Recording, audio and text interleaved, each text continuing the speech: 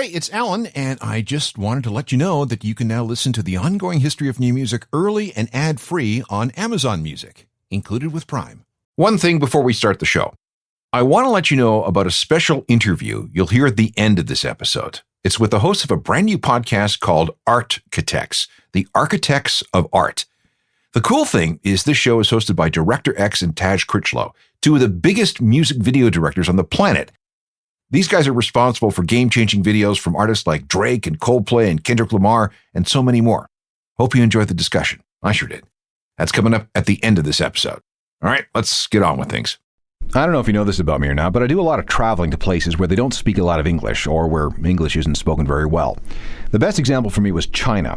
I was on my way somewhere to, I guess it was Tiananmen Square, when I passed a hospital. It was a specialty hospital, as it turns out.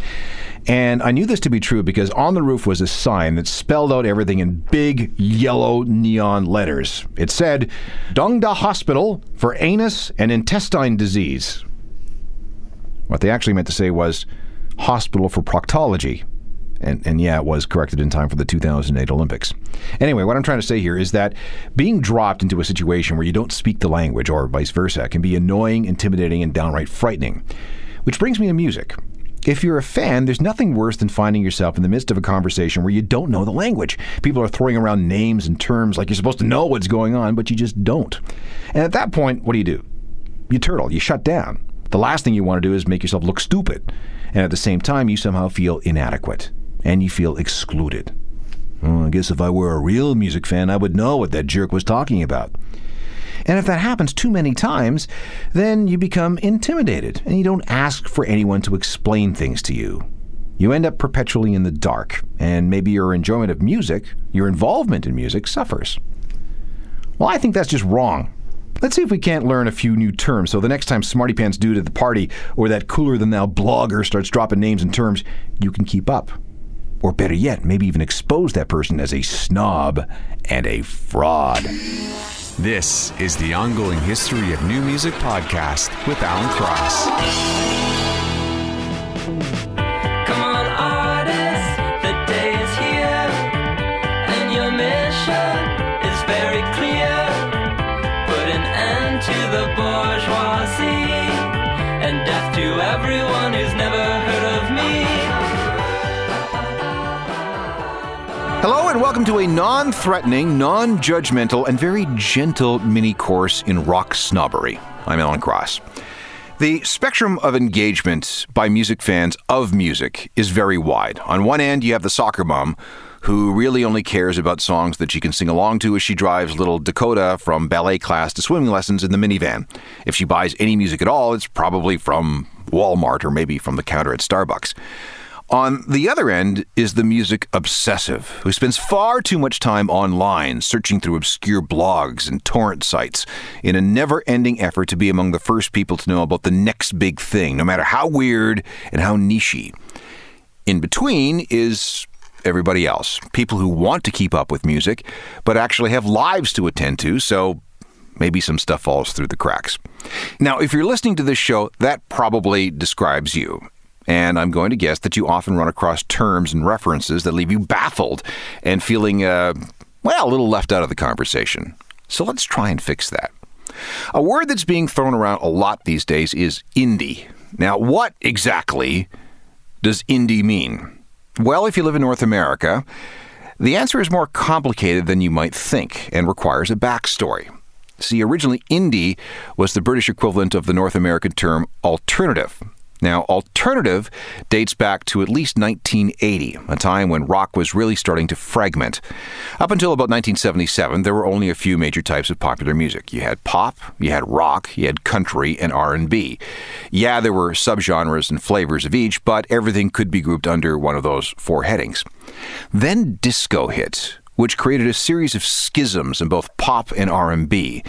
At the same time, punk hit, tearing asunder the rock world. The big multinational record labels tended to stick with the kind of rock that could sell to vast audiences. Artists that made music that was a little more, let's call it challenging, were rejected. But this music did have an audience. It's just that it was too small for the major multinational labels to care. These artists found homes with small regional record labels with names like Berserkly and Rounder. They provided an alternative home to the mainstream labels. Now, somewhere along the line, these companies began to be referred to as alternative labels, and therefore the music they released was also alternative. This word, alternative, eventually supplanted the term college rock, which was being used to describe the music that found favor with campus radio stations.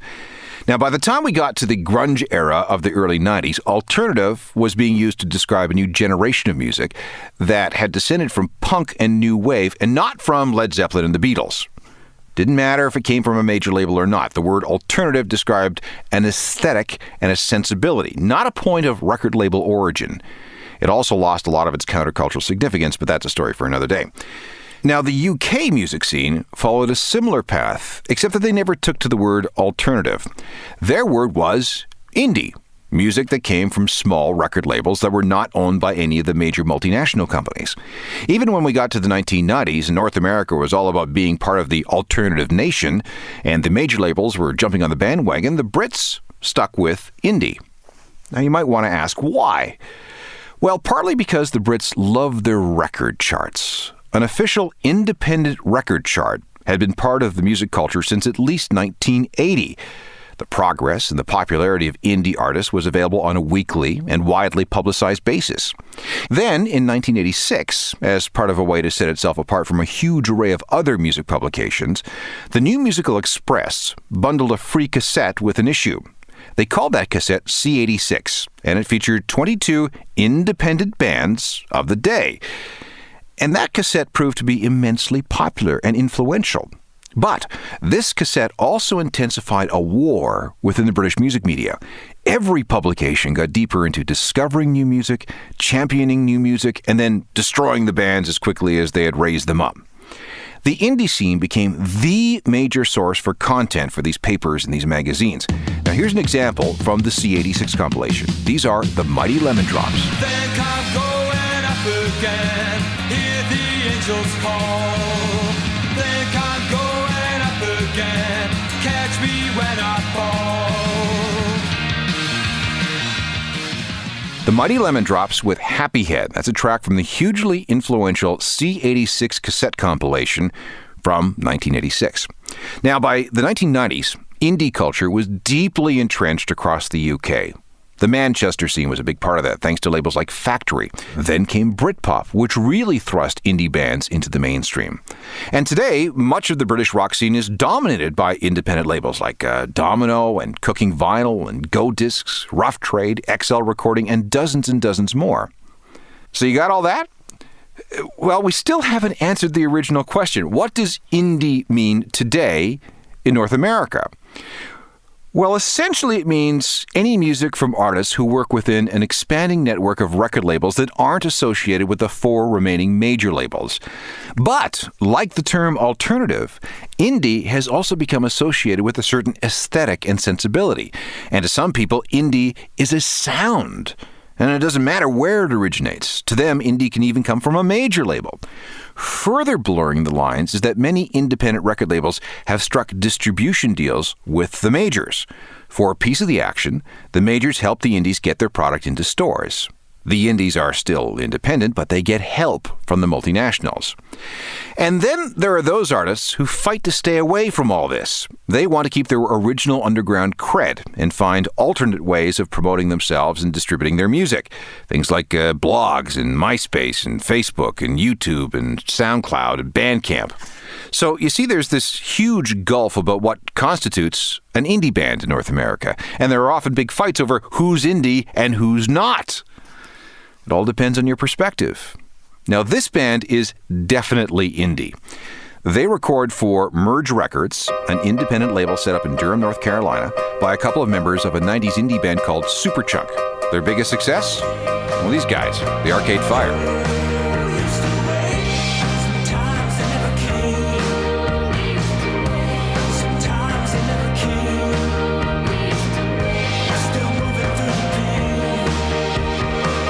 The Arcade Fire with We Used to Wait from their 2010 album, The Suburbs. They're probably the best-known indie band in the world right now. And I hope the definitions of indie and alternative are a little more clear.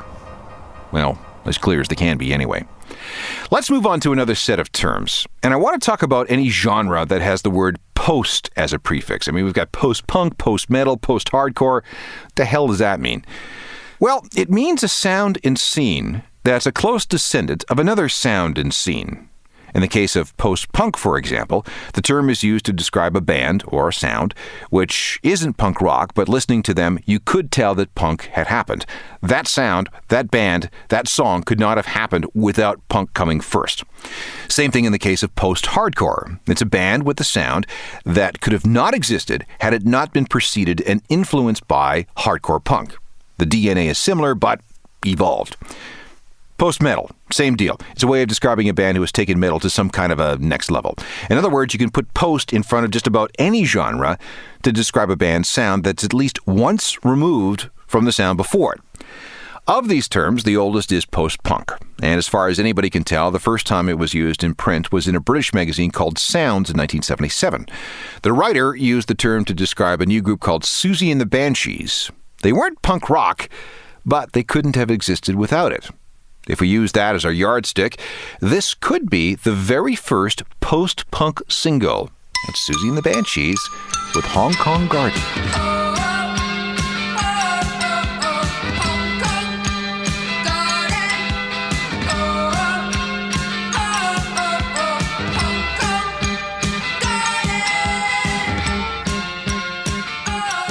Susie and the Banshees with their very first single, Hong Kong Garden. They will forever be associated with the term post-punk. In a moment, we'll move on to some other words and phrases that'll help you navigate the musical hipsters and other music insiders' vocabulary. For example, we hear a lot of talk about 360 deals. What's that all about? An explanation is next. This is another program where we try to demystify some of the music speak that shows up in magazines and blogs and in conversation with music hipsters. The goal is to help everyone join in on the conversation because anytime anyone can talk intelligently about music, it's good, right? A phrase we've been hearing a lot over the last few years is the 360 deal. Now, what is a 360 deal? This is the favorite business model in the record business these days. It used to be that when a band signed to a label, they split the revenues on music sales at some negotiated level. The band was then free to make more money by touring and selling things like t-shirts. Today, though, with CD sales falling and digital sales not filling the gap, the record label is looking for ways to cover the shortfall. Bands are now being asked to sign a multi-rights deal whereby the record company gets a piece of the action for everything. Merch, touring, ringtones, songwriting royalties, video game placement, the works, or as close to the works as they can negotiate. The thinking is that if a label is going to invest in a very risky venture, discovering and developing and marketing new musical talent is not the easiest thing to do, why shouldn't they get a bigger share of the success? But, lest you think that this is just a huge money grab, consider this. The artist usually gets a bunch of stuff in exchange. More security, because the label now has a stake in everything the band does, so it's in the label's best interest for them to do whatever they can on as many different levels as possible to make the artist successful. That can include things like subsidies for touring. And they get more time to develop because the label's investment is long-term.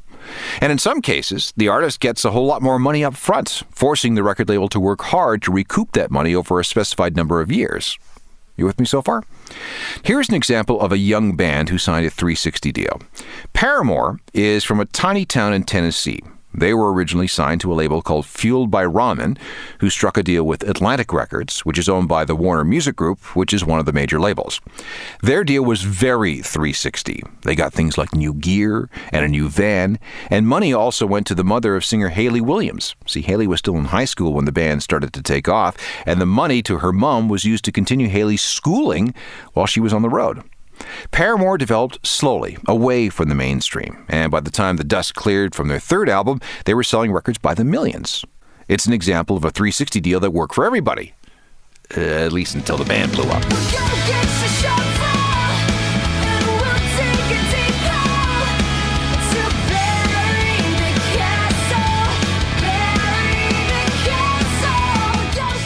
Paramore and Brick by Boring Brick from their 2009 album Brand New Eyes. That's the product of a successful 360 deal, or at least one sort of 360 deal. There's another kind, and they only go to superstar acts. In 2007, Madonna signed a deal with Live Nation, the promoter. In exchange for a share of her touring revenue for 10 years, she got from Live Nation a guaranteed $120 million over that time. Meanwhile, Madonna gets to keep all the money from her music sales, but she did have to commit to releasing no fewer than 3 albums of brand new music over those 10 years and then touring behind them. Jay-Z has a similar deal, which guarantees him $150 million over 10 years. And U2 has a 12-year deal with Live Nation involving their touring, their merchandising, and their digital and branding rights. No one knows how much it's worth, but it has to be well into the $100 million range. And like Madonna, they don't have to share any of the money they make from their music. They just have to make albums and tour.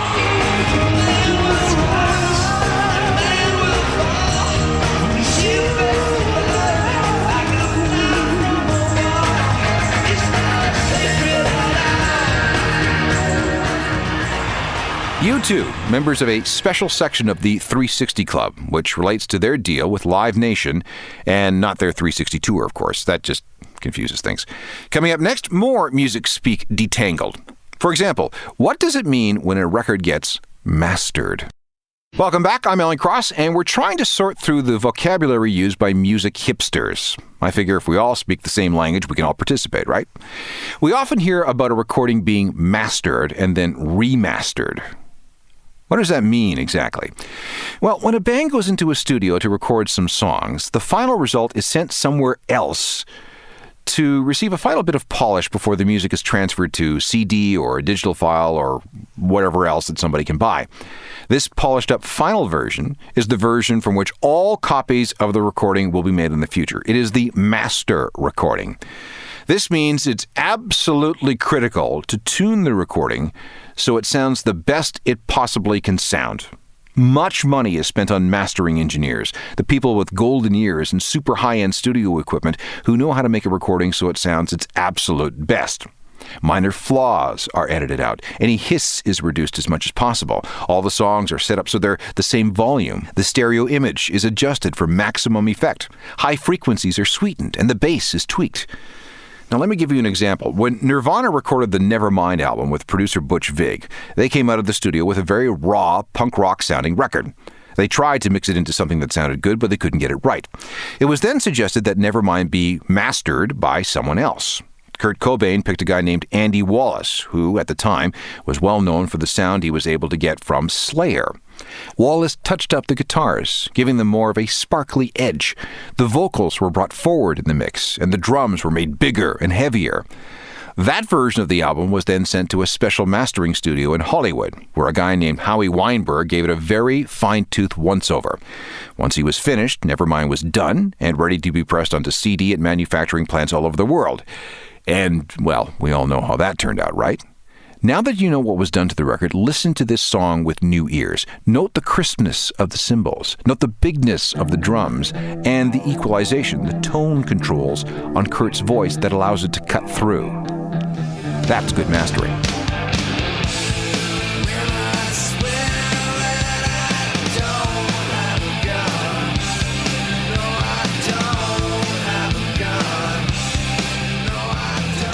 Nirvana, and Come As You Are from Nevermind. After the record came out, the band famously dissed the final master as being too slick. The truth is, though, they liked it, and they approved its release. So that's mastering. What about remastering? Well, it's just like it sounds. You go back to an old recording, an old master recording, and try to polish it up some more and give it new life. A great example is Pretty Hate Machine from Nine Inch Nails. It was recorded in England in 1989. Trent had limited time, a limited budget, and a limited knowledge of how to use a recording studio. I mean, after all, he was just 24 years old. And although studio technology was good in 1989, it was nowhere near as good in 2010. Now, Pretty Hate Machine sounded good in its day, but not so good in the 21st century. Trent wanted a second chance at finishing up this record, but through a series of weird and complicated legal issues, he didn't have access to the original master recordings. This is a major reason why Pretty Hate Machine was out of print for years and years, all these legal hassles. But that changed in March of 2010 when the rights to the master recording were acquired by a company called the Bicycle Music Company. They allowed Trent access to these masters so he could remaster them. If you put the two versions of Pretty Hate Machine side by side, the improvements are very clear. The vocals are further forward in the mix, there's greater clarity to the arrangements, instruments like piano seem brighter and more clear, and any hiss from those original tapes is pretty much non-existent. You might not be able to tell listening like this, but take it from me. This is one sweet remastering job.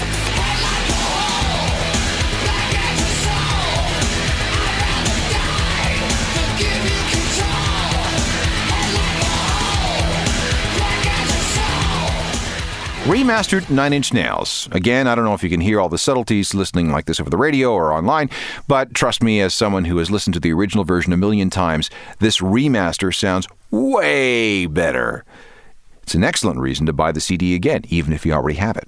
Keep in mind, though, that not all remasters improve on the original, especially if the people behind it are under orders to make the CD louder.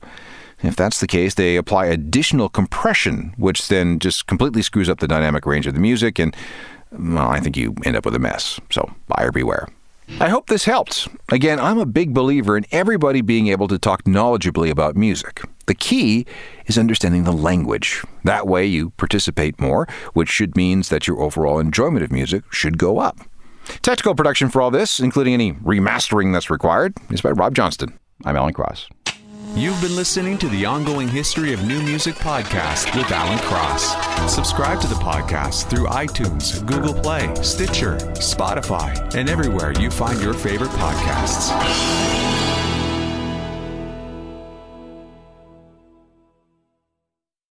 Before we leave today's Ongoing History of New Music podcast, I want you to know that we're part of a network called CuriousCast. And CuriousCast has a lot of podcasts available on its network.